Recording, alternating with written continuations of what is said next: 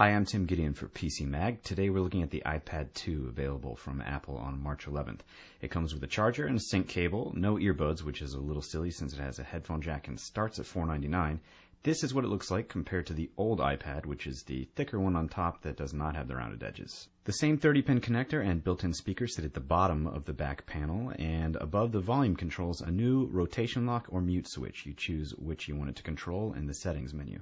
Below the sleep-wake button, the new rear-facing camera, and next to it, the black rubber compartment that houses the 3G components on the Wi-Fi plus 3G models for Verizon and AT&T. And next to that, the headphone jack. The 1024 by 768 pixel 9.7 inch screen remains unchanged. Below it, we have the home button, and up top, we have the new front-facing camera lens. The smart cover, which replaces the old iPad case, which was kind of bulky, is a great new accessory. It protects the screen, attaching magnetically to the left panel, and puts the device to sleep when it's closed. Opening it up wakes up the iPad 2, and the smart covers come in polyurethane or leather, starting at $39. The smart cover also doubles as a stand for your iPad. Also $39 is the Apple Digital AV adapter, which allows for HDMI output via the iPad's 30-pin connector. You connect it to an HDMI port on your TV, and all of a sudden you see a mirror image of what's on your iPad, whether you're watching a movie, playing a video game, whatever. You'll see everything in 1080p except video, which will be in 720p, and it probably won't fill up your television screen. It'll default to a size that looks best.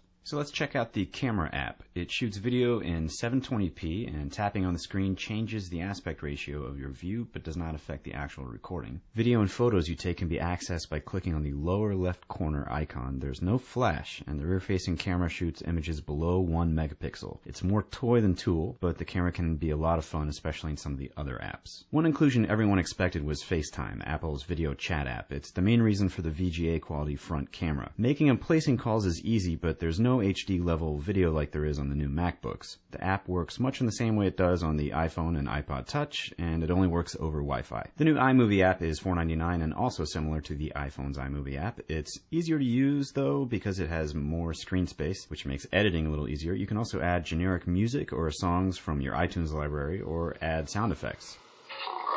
There's a variety of ways to share your final project, including posting it on YouTube or Facebook. And another camera app on the iPad 2 is Photo Booth. It's good, goofy fun, and some of the effects show off the faster graphics processing of the new A5 chip inside the iPad. GarageBand for the iPad is $4.99, and it's probably the best app I've seen from Apple. For songwriters, it's a memo pad for jotting down musical ideas on the go. And if you're not a musician, you can still fool around with the various smart instruments that are preloaded, and you can sound like one. I promise, it's not hard. When you're finished mixing, you can export your new masterpiece via email or put it into your iTunes library on the iPad. Of course, the iPad still has iBooks, an internal iPod for your music and videos, and now it has the 3-axis gyroscope so you can play games that detect side-to-side and up-and-down movements like Jenga. The Apple App Store is loaded with iPad apps and growing. It's really in a league of its own when we're talking about app marketplaces for mobile devices. The Safari browser app has gotten a bit speedier with iOS 4.3, and some sites now come in full or mobile options when you load them, like ESPN. Video on many sites like ESPN, Vimeo, and CNN will play, so even though there's no flash support, which is still a big knock, Apple is finding ways to make that less of an issue. The Wi-Fi only model costs $4.99 for 16 gigs, $5.99 for 32 gigs, and $6.99 for 64 gigabytes.